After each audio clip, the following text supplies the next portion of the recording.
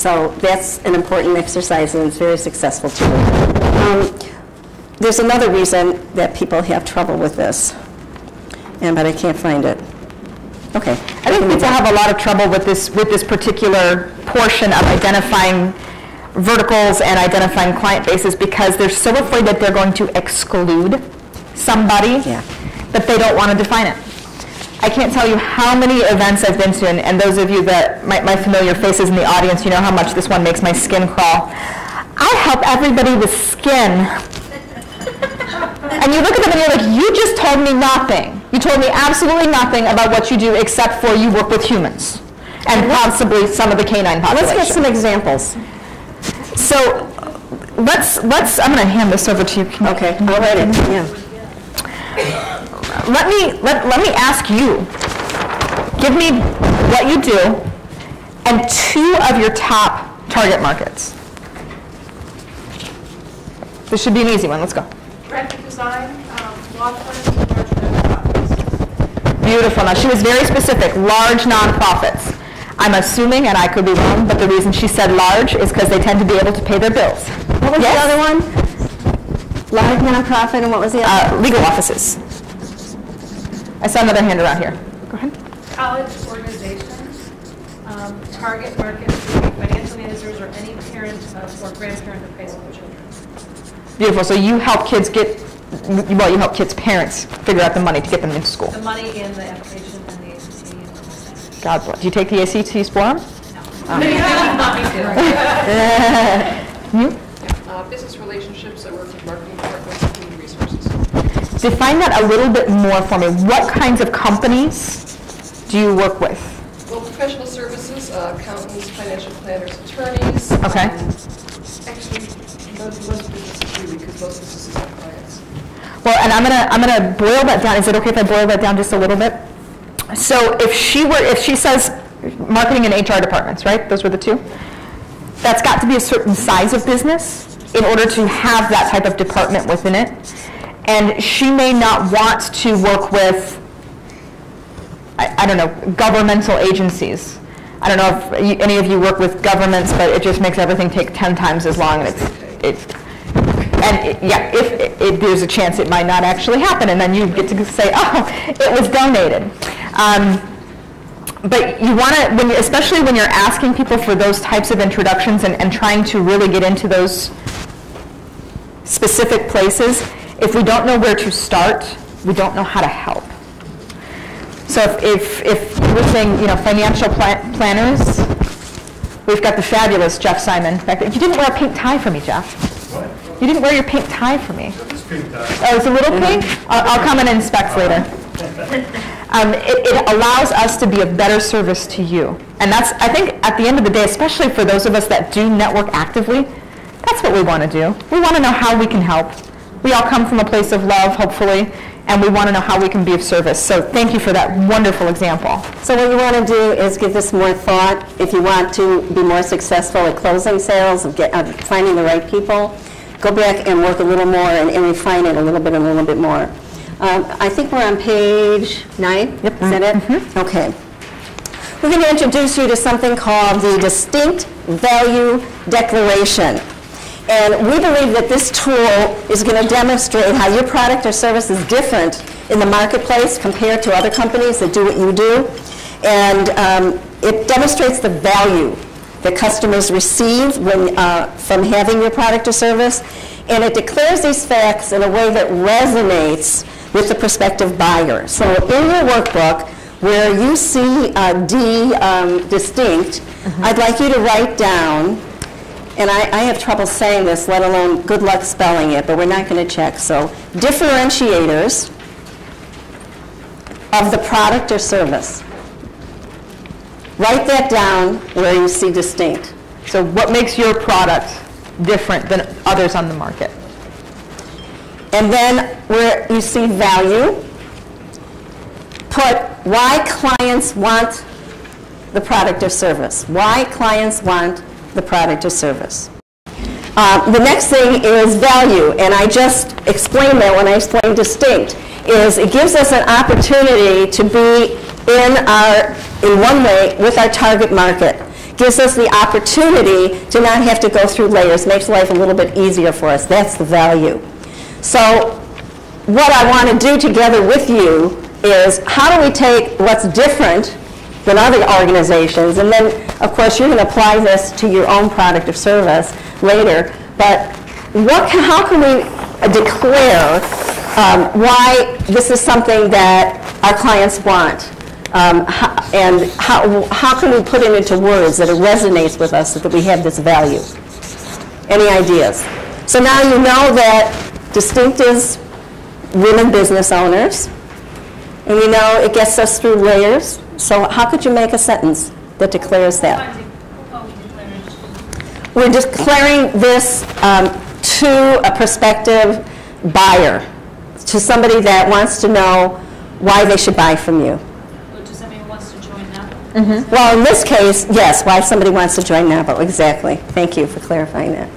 Anybody want to give it a stab? Go right ahead. Is this the same as your unique selling proposition? Yes. Yes, absolutely. I like my words better, but yes. You're right. You want to try it? I want to hear what people have to say because I have a very difficult time defining my unique selling proposition. This gives you direct access to a lot of decision makers to introduce your services. Fantastic. This is the only organization nationally, and then what did you say the rest? Say it again. Something like it. This gives you direct access. Direct access. Which is the main part of it. Right. To women decision makers to introduce your service and make a connection. Fantastic. That says it. You just made a declarative statement. Somehow we have such a hard time doing that. What is your name? Arena. Thank you so much. That was so well done. Do you get how it works? First, figure out how are you different from anyone else that does what you do, and then what value do you get out of that distinction? And then you have your declarative statement that you can say to people or you can have on your promotional materials. All right, so we're going to move into a little bit of my favorite portion. Let's get to the sales. Let's start closing this stuff down. The first thing that you absolutely have to do is you have to have a strategy. We love networking. Yay, networking! You and I are here to make friends. Yeah? We're good? Woohoo! You can leave with whoever you want to, but while you're here, you are to connect, hopefully, with people that you don't know yet. Because the life of your business depends on the people that you don't know yet. Okay? How many of you are looking for a very, very slow, sometimes painful climb in the income of your business? No? Beautiful. Okay, so let's talk about how to get that to go this way as opposed to this way. The first rule is 3. If you are looking for a significant increase in the pipeline for your business, be it 3 networking events a week, and no matter whether the crowd is 2,000 or 20, you're looking for 3 quality individuals that it makes sense to connect with after the event. Okay? So 3 and 3. The next rule is 15. Here's the thing.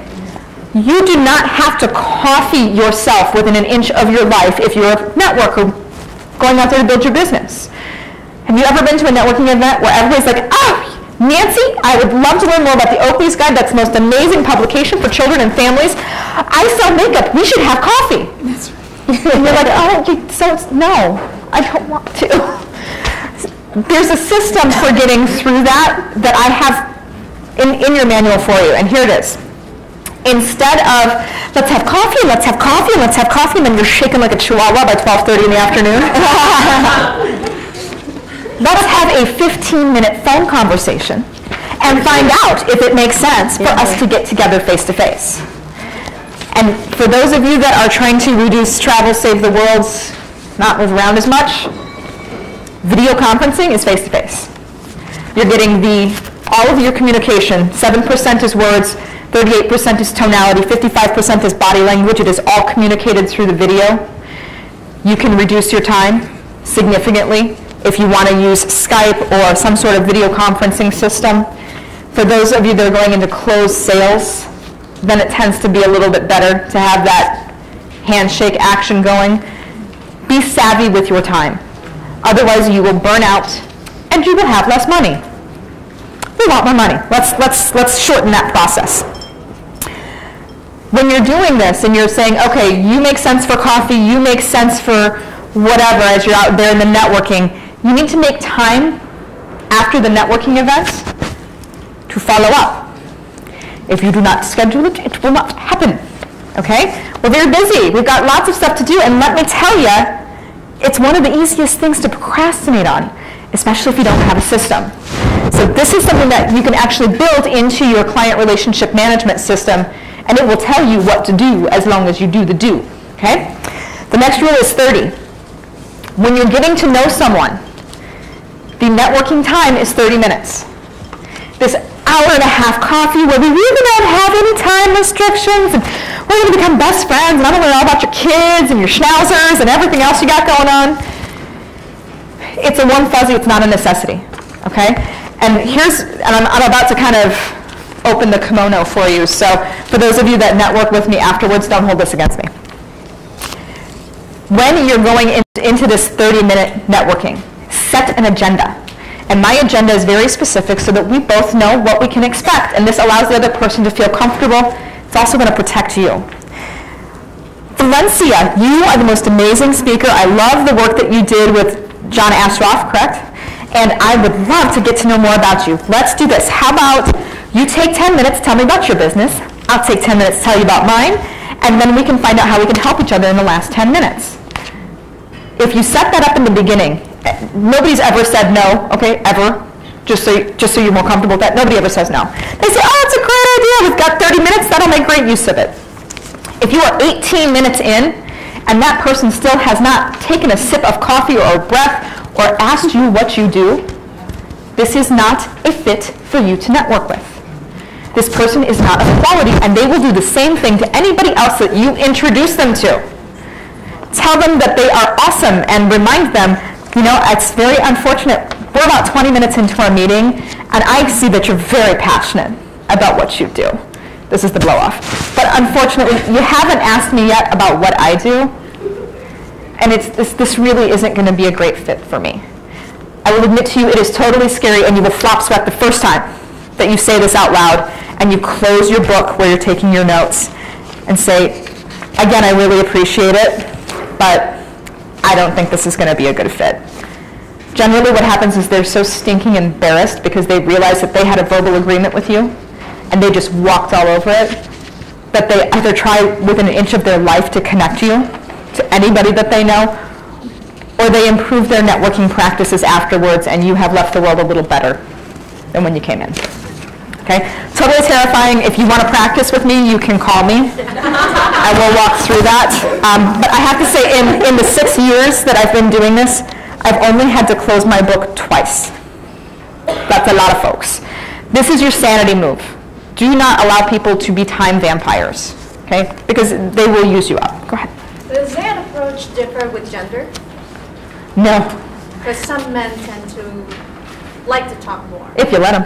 Oh, women do. And you know, I love that you said that, because that's just saying to them, because you're a male, your time is more important than mine. Not okay. But if the male is the client, you want to respect. This is networking, not client. When We're you're going to closing, get into that right completely now. different.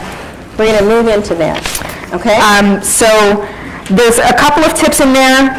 If you, again, it says on that sheet, if you're booking a closing session or trying to figure out if it's a fit, give yourself an hour to an hour and a half, and I'll usually call it an hour with some bumper room just in case we need it.